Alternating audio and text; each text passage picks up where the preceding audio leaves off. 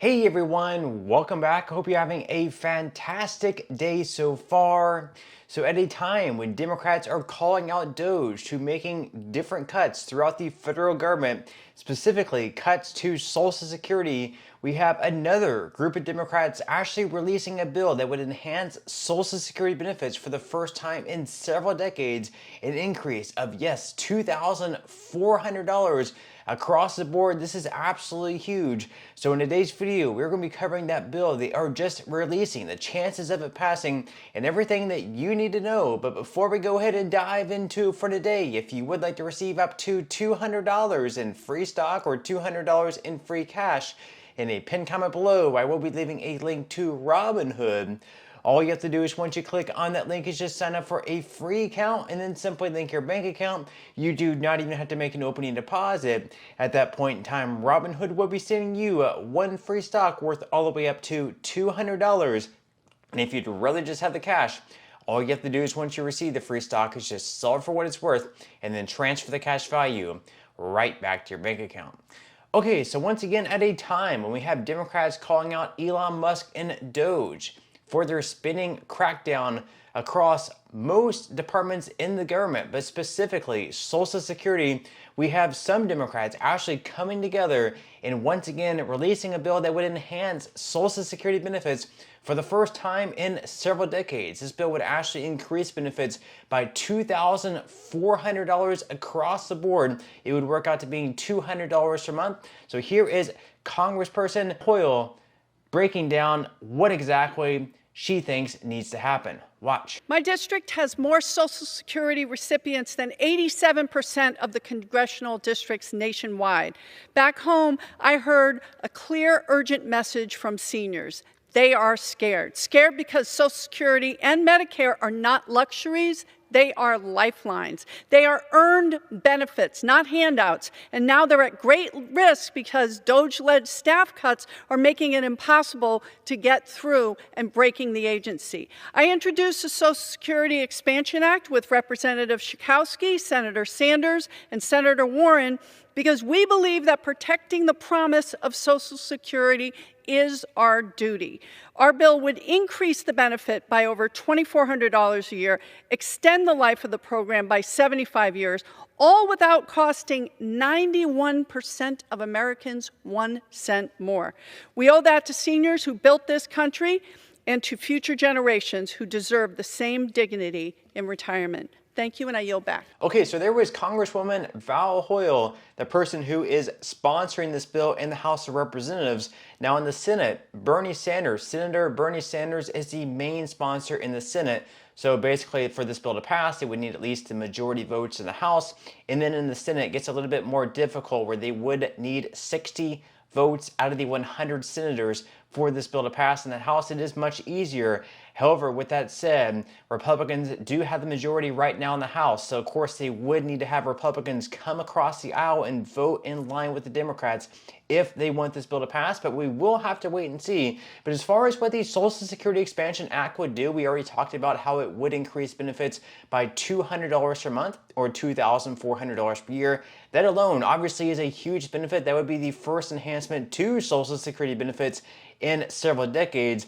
But in addition to that, it would also extend the solvency of Social Security for 75 years by requiring the wealthiest American households to pay their fair share of taxes. They say that today, because of the earnings cap on Social Security taxes, a CEO making $20 million a year pays the same amount of money into Social Security as someone who makes $176,100 a year. This legislation would lift that cap and subject all income above $250,000 to the Social Security payroll tax.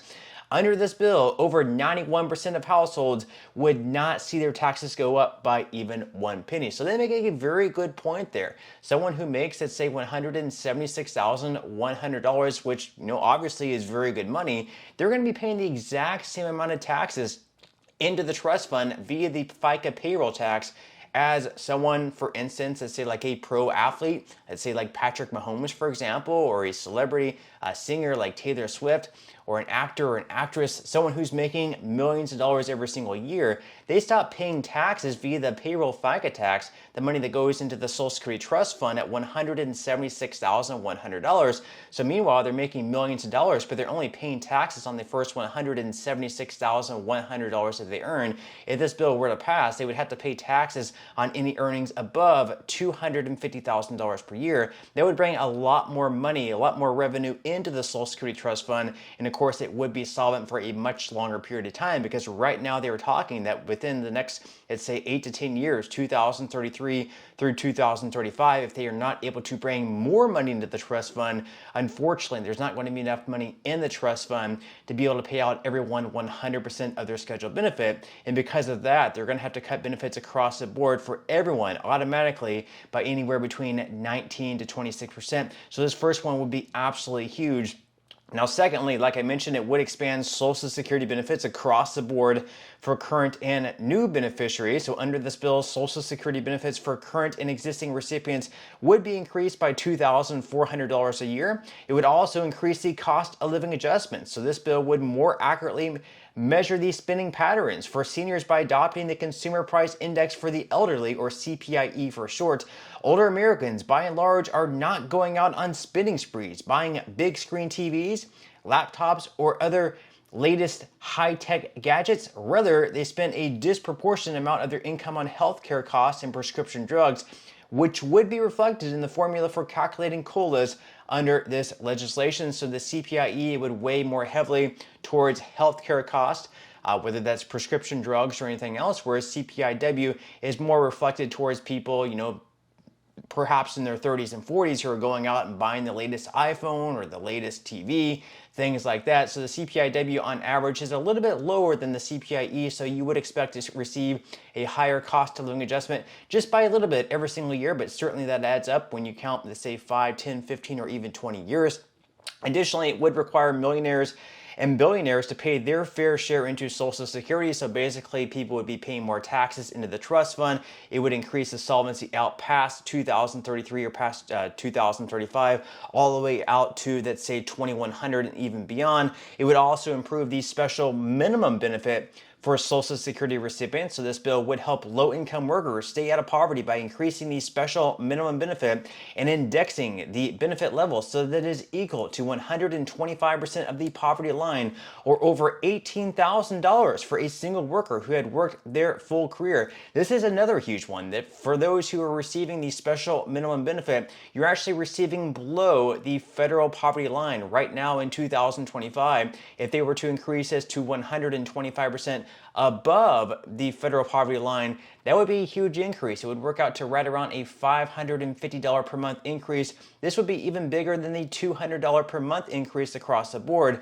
Furthermore, it would restore student benefits up to age 22 for children of disabled or deceased workers if the child is a full-time student in a college or vocational school. And this legislation would restore student benefits to help educate children of deceased or disabled parents that were eliminated in 1983. And finally, it would combine the Disability Insurance Trust Fund with the Old Age and Survivors Trust Fund to help senior citizens and people with disabilities. Now, up on the screen, you will see the bill right now in its Senate form. You can see that they do have 10 co-sponsors. Again, in the Senate, for any bill to pass, they would need at least 60 votes, so they would need at least 50 more co-sponsors. And then in the House version of the bill right now, they do have 32 co-sponsors. In the House, they would just need a simple majority. But of course, right now, as I mentioned earlier on, Republicans right now do have the majority in the House, so we would need to have at least a few Republicans come across the aisle and vote in line with the Democrats in order for this bill to pass. Whether or not Republicans and Democrats can come together on this bill, we will have to wait and see. But for what it's worth, we also have the Senior Citizens League backing this bill as well. So they say that the TSCL strongly endorses this legislation. We have long argued that Social Security benefits have fallen behind the pace of inflation and need a boost.